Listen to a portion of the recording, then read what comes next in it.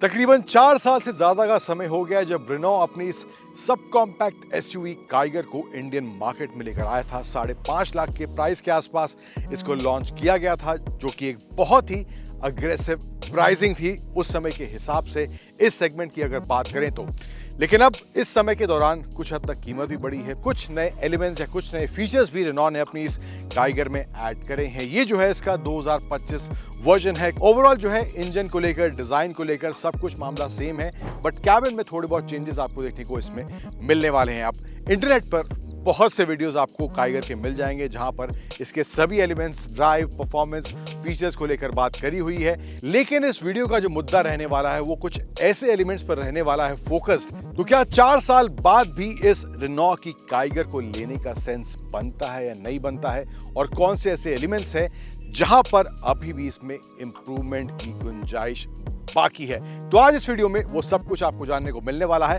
नमस्कार, स्वागत है आप सभी का टाइम्स ड्राइव के इस वीडियो में। मैं हूं अंकुर तनेजा। शुरुआत करते हैं इस रेनॉ काइगर के वीडियो की।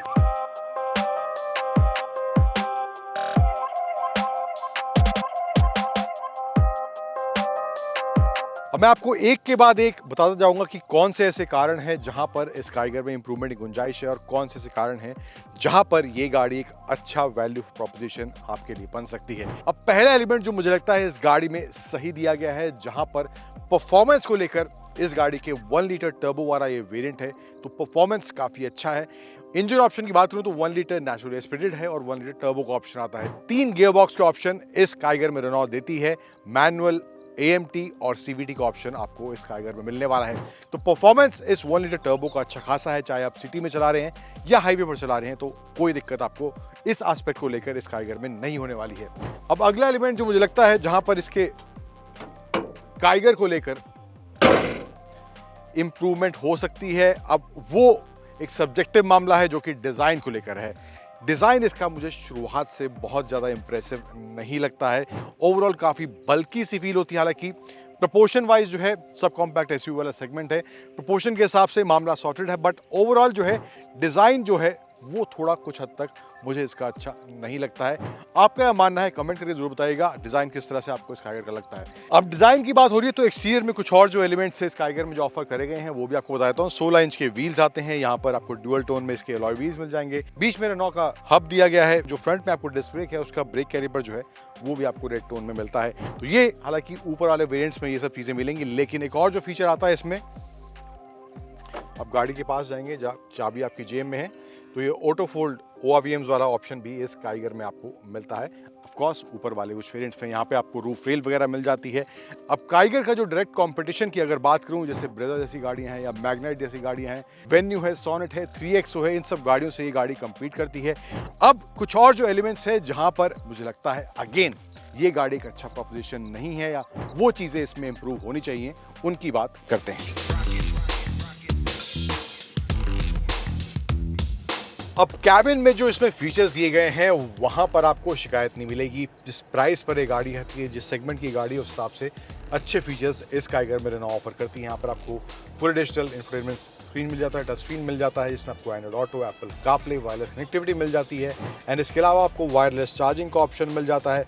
यहाँ पर आपको डिफरेंट मोड्स दिए गए हैं, इको, नॉर्मल और स्पोर्ट, जो कि एक अच्छा टच है। एंड इन तीनों मोड्स में स्विच करने के बाद आपको इसके परफॉर्मेंस में भी अंतर यानी कि डिफरेंस महसूस होने वाला है। तो ये भी एक अच्छा एस्पेक्ट है। सिटी में आप चला रहे हैं तो इको या नॉर्मल चला सकते हैं, हाईवे पर हैं तो आप स्पोर्ट का इस्तेमाल कर सकते हैं। एंड यहाँ भी आपको फुल डिजिटल इंस्ट्रूमेंट क्लस्टर इसमें मिल जाता है। यहाँ पर स्टीयरिंग में आपको स्टीयरिंग माउंटेड कंट्रोल मिल जाते हैं, लेदर स्टिच वगैरह दिया गया है।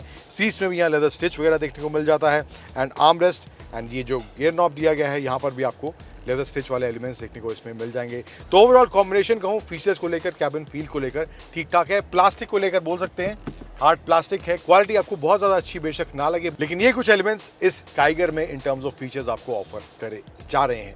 अब यहाँ पर जो एलिमेंट मुझे अच्छा नहीं लगता है इसकी पहली कतार में स्पेशली बैठने के बाद, वो है कुछ अर्गोनॉमिकली चीज़ें मुझे लगता है बेटर डिज़ाइन उनका हो सकता है। स्पेशली ये जो पावर विंडोज़ के बटन दिए गए हैं, यहाँ पर मैं हाथ रखता हूँ तो मेरे को हाथ कुछ इस तरह से यहाँ पे लाना पड़ता है, यानी पीछे की तरफ ले जाना पड़ता है, बजाय कि या थोड़ा सा आगे की तरफ हो या थोड़ा सा इधर की तरफ हो, लेकिन यहाँ पर ये एर्गोनॉमिकली मुझे लगता है डिज़ाइन थोड़ा सा और बेटर होना चाहिए।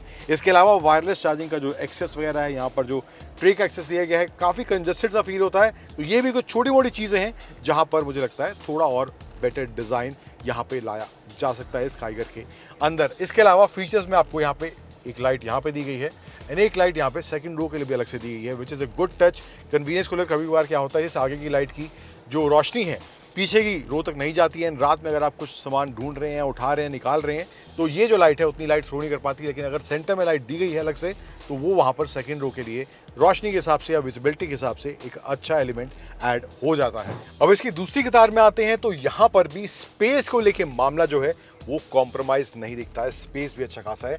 आगे की सीट मैंने अपने हिसाब से एडजस्ट करी हुई थी। लेग रूम आप देख सकते हैं, थाई सपोर्ट भी यहाँ अच्छा खासा है एंड हेडरूम भी एवरेज हाइट, या कोई अगर 5, 10, 11 का भी कोई इंसान बैठा है पीछे तो उसको भी मुझे लगता है यहाँ पर हाइट को लेकर कोई दिक्कत नहीं होगी अगर बात करें तो। इसके अलावा आपको armrest with cup holders, phone holder मिल जाता है एंड एडजस्टेबल हेडरेस्ट पीछे के पैसेंजर्स के लिए मिलते हैं। अब यहाँ पर जो एक एलिमेंट मुझे सही नहीं लगता है, अगेन जहाँ पर इम्प्रूवमेंट हो सकती है, वो है सीट के कंफर्ट को लेकर। सीट का ओवरऑल कलर कॉम्बिनेशन वगैरह टॉप वेरिएंट की बात करें तो वहाँ पे उस हिसाब से अच्छा खासा दिया गया है, बट कंफर्ट है या कुशनिंग है जो सीट्स की, वो अगेन कॉम्प्रोमाइज़ मुझे फील होती है। स्पेशली अगर आप लंबी जर्नीज पर जा रहे हैं तो वहाँ पर इस सीट में आपको बेहद ही अनकंफर्टेबल महसूस होने वाला है। आपको महसूस होगा कि आपको बेटर कुशनिंग की रिक्वायरमेंट है, स्पेशली ऑन लॉन्गर जर्नीज। तो ये कुछ एलिमेंट्स हैं in terms of cabin feel की अगर बात करें जो मुझे काइगर में अच्छे लगे हैं और कुछ अच्छे नहीं लगे हैं। कुछ और एलिमेंट्स भी हैं, उनकी बात आगे करते हैं। अब इंजन ऑप्शन और ट्रांसमिशन ऑप्शन, शुरुआत मैंने आपको बताया 2 इंजन का ऑप्शन इसमें आता है, 3 ट्रांसमिशन का ऑप्शन आपको काइगर में रेनॉ देती है। लेकिन अगर बात करें ड्राइव वाले एस्पेक्ट की तो वहाँ पर ये गाड़ी जो है सॉर्टेड फील होती है। चाहे आप सिटी में चला रहे हैं, धीमी रफ्तार में चला रहे हैं, चाहे आप इसको हाईवेज पर चला रहे हैं, अच्छा परफॉर्मेंस वहाँ मिलता है एंड ओवरऑल जो गाड़ी का बैलेंस है, हैंडलिंग है, वो भी अच्छी देखने को मिलती है। कॉम्प्रोमाइज़ का देखने को मिलता है सस्पेंशन सेटअप में। अगर आप जा रहे हैं, पॉट होल्स वगैरह आ रहे हैं या स्पीड ब्रेकर्स आ रहे हैं, अनइवन सड़कें हैं, तो वहाँ पर आपको सस्पेंशन का जो एब्जॉर्प्शन है वो थोड़ा कम देखने को मिलेगा। वहाँ पर थोड़ा स्टिफनेस आपको महसूस होने वाला है इस रेनॉ की काइगर के अंदर। इसके अलावा जो है फ्यूल इकोनॉमी की बात करूं तो वहाँ पर भी मामला थोड़ा आपको तंग महसूस होगा। अगर आप चाह रहे हैं कि proper value for money product आपको चाहिए तो वहाँ पर तकरीबन 10 के आसपास, 11 के आसपास का मैक्स आपको माइलेज इसके इस 1 लीटर टर्बो इंजन से मिलने वाला है। अगर आप थोड़ा बेटर माइलेज चाहते हैं, ज़्यादा बेटर माइलेज चाहते हैं, तो आपको थोड़ा एक्स्ट्रा पैसा पे करना पड़ेगा। जो सेगमेंट में इससे थोड़े कॉस्टली ऑप्शंस हैं वहाँ पर आपको अपना रुख करना पड़ेगा। अदरवाइज आपको इस तरह कुछ माइलेज आपको इसके 1 लीटर टर्बो इंजन में मिलने वाला है। अगर नेचुरल स्पीड इंजन की बात करें तो वहाँ पे ऑफ कोर्स आपको थोड़ा सा फिगर बेटर मिलेगा, लेकिन टर्बो का कुछ ये फिगर पिछले 15-20 दिन में मुझे एक्सपीरियंस करने के बाद इस काइगर में देखने को मिल रहा है। अब आखिरी पहलू जो है इस रेनॉ की 2025 काइगर का, जहाँ पर अगेन जो चीज़ मुझे अच्छी लगी है और जो चीज़ अच्छी नहीं लगी है, जो चीज़ अच्छी नहीं लगी है वो है इसकी इंजन रिफाइनमेंट को लेकर। अब इस सेगमेंट में हालांकि प्राइसिंग को लेकर मामला ऊपर चला जाएगा, लेकिन आपको बेटर रिफाइंड इंजन चाहिए, रिफाइनमेंट में आपको कॉम्प्रोमाइज़ नहीं करना है, तो आप दूसरे ऑप्शन की तरफ जा सकते हैं। इसका जो रिफाइनमेंट है ठीक ठाक है, बट इस इंजन को थोड़ा रेव करते हैं तो वहाँ पर ये नॉइज़ जनरेट करता है और वो नॉइज़ कैबिन में भी महसूस होती है। तो ये वाला एस्पेक्ट मुझे लगता है और प्रोडक्ट्स हैं इस सेगमेंट में जहां पर आपको एक्स्ट्रा प्राइस पे करना पड़ेगा, लेकिन वहां पर आपको ये चीज़ बेटर मिल सकती है। अब एक जो सबसे स्ट्रॉन्ग पॉइंट है इस रेनॉ की काइगर का, जो सेगमेंट में जितनी भी गाड़ियां हैं अगर मैग्नेट को छोड़ दें उन सब से ये आगे है उस मामले में, वो है कीमत। अब कीमत को लेकर इसका जो प्राइस स्टार्ट होता है वो है 6,15,000। एक्स शोरूम से प्राइस स्टार्ट होता है। शुरुआत में जब लॉन्च हुई थी 5.5 लाख था, अब 6,15,000 के आसपास से प्राइस स्टार्ट होता है और तकरीबन 11.25 लाख एक्स शोरूम यानी कि 11,25,000 एक्स शोरूम इसके टॉप वेरिएंट का प्राइस जाता है।